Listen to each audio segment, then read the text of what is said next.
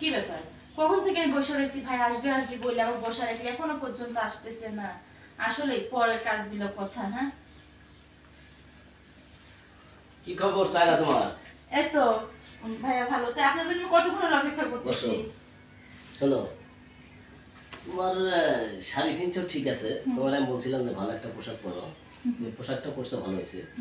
আর দ্বিতীয় কথা হলো তুমি তো বিদেশ যাবে, আর বিদেশে গেলে তোমার মনে করো ওই হাফ প্যান্ট ফ্যান্ট তার অভ্যেস করতে হবে, মানে আঁটুর উপরে যে প্যান্টগুলো থাকে ওগুলো পরতে হবে, মনে করো জিন্স পরতে হবে, ঠিক আছে। আর বিদেশের অপশন আছে দুইটা, এখন মনে করো তোমার আমি বলি, একটাতে আছে বেশি ইনকাম আর একটাতে আছে কম ইনকাম। কথা বলছি, একটাতে মাসে 3 লাখ টাকা ইনকাম করতে পারবা, আর একটাতে মাসে 30,000 টাকা ইনকাম করতে পারবা। শুনুন ভাই, আমি বলি কি, যেহেতু আমি বিদেশ যাচ্ছি 2 টাকা ইনকামের জন্য, তাই না? তাহলে আমার মনে হয় বেশি ইনকাম করাটাই মনে হয় বেশি বেটার।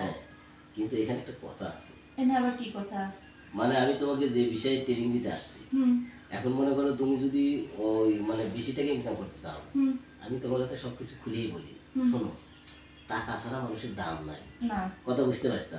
কারণ তুমি যে বাড়ি বসে আছো, বাড়িতে কোনো টাকা, তুমি একটা খারাপ কাজ করতে গেলে মানুষ কবে যে হ্যান করছো ধ্যান করছো, ওর যদি 10,000 5,000 টাকা কেউ দিবি না? না, কেউ দিবি না। তাহলে দিবি না। তাহলে এখন আমার কথা শোনো, তোমার চেহারা শরীর ভালো আছে, হ্যাঁ, তোমার এই যে বিউটি পার্লার বলে না, ওই লাইনে ঢুকাই দিই। আচ্ছা, বিউটি পার্লারে ঢুকা দিলাম, বুঝলাম, কিন্তু বিউটি পার্লারের কাজ তো আমি জানি না। আরে বিউটি পার্লার কাজ তুমি বোঝো না। মনে করো যে সাইজে গুজে থাকবে, মনে করো যে ওই বেটার আসবি, মনে করো যে ওই একটু সময় টময় দিবা, ঠিক আছে, এইগুলো মনে করো যে বিউটি পার্লার। আচ্ছা ভাই, আপনি তো মেলানি মানুষের কি পাঠাইছেন, তাই না?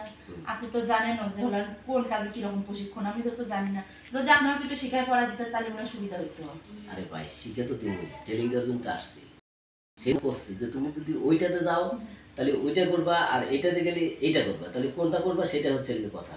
আমি মনে করেন যে আপনি যেহেতু বলেন বিউটি পার্লারে বেশি বেতন, এটাই আমি করি, সাইজে গুজে থাকা তো সমস্যা নাই। আরে খালি সাইজে গুজে সাজা না, তাহলে শোনো, মনে করে একটা লোক আসবো, ওকে একটু সময় দিলা, মনে করে 3-4 ঘন্টা সময় দিলা, আবার মনে করে একটা লোক আসলো, তাকে একটু সময় দিলা, এইটাই বলা হচ্ছে। তাহলে সারাক্ষণ অনেক সাইজে গুজে খালি পরে খেজমত করা লাগবে, তো খেজমত তুমি বুঝতো ভাঙিয়ে কম, আবার তারপরে 2 দিন পরে ফোন দেবো, ভাই আমার কোন জায়গায় পাঠাইলেন, আমার জীবন শেষ হয়ে গেল, মনে করো খোলামেলা যেটা কথা সেটাই মনে করো বুঝতেই চাও। 2 নম্বরই ব্যবসা, যেমন মনে করো বুঝছো তো, 2 নম্বর সবকিছু কোয়া যায় না, মনে করো দেওয়ালেরও কান আছে, সেই জন্য কিছু কথা ঘুমও রাখতে হয়, কথা বুঝছো? তো এখন ঘটনা হয়েছে যে তোমার ফিগার ফুগার খুবই ভালো আছে, অবশ্য চলবে। তাহলে কি ট্রেনিংটা, শোনো, আমি যে তোমার যে বিদেশ পাঠাইতেছি, এত কষ্ট করে বিদেশ পাঠাইতেছি, তার বিনিময়ে তুমি দিতেছো মাত্র 20,000 টাকা, কথা বুঝো? এখানে আমার বড় থেকে কত টাকা খরচ করা লাগতেছে?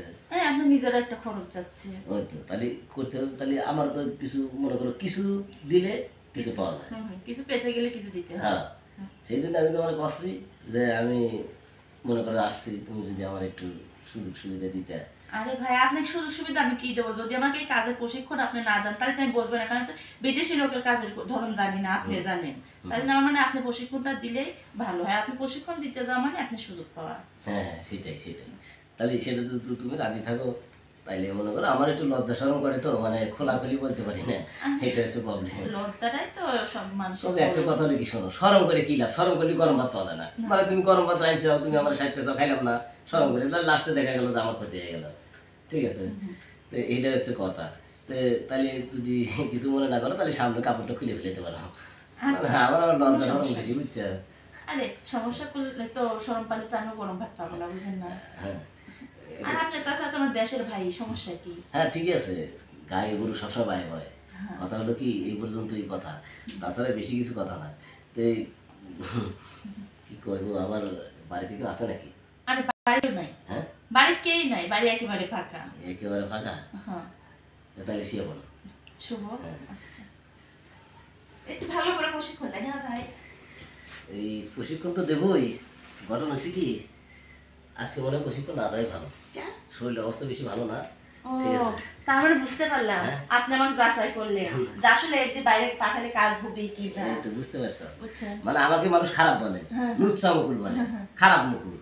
আরে লুচ্চা মুকুল কিসের জন্য বলে সেটাও আমি জানি না, ঠিক আছে?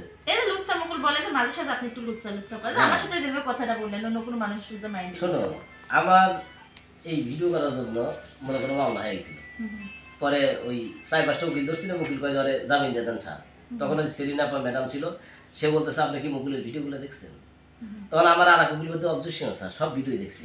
যাকে অভিনয় দেওয়া হয়, যখন তার নুচ্ছর অভিনয় দিতে হয়, তার নুচ্ছর অভিনয় করতে হয়, হারামির অভিনয় দিলে হারামির অভিনয় ফাটাইতে হয়। ঠিক আছে, আচ্ছা ঠিক আছে, বেশি সময় নষ্ট করবো না, তাহলে আজকের মনে আমি আসি। আচ্ছা, তাহলে অন্য সময় আপনি আসেন। আচ্ছা ঠিক আছে, ওকে।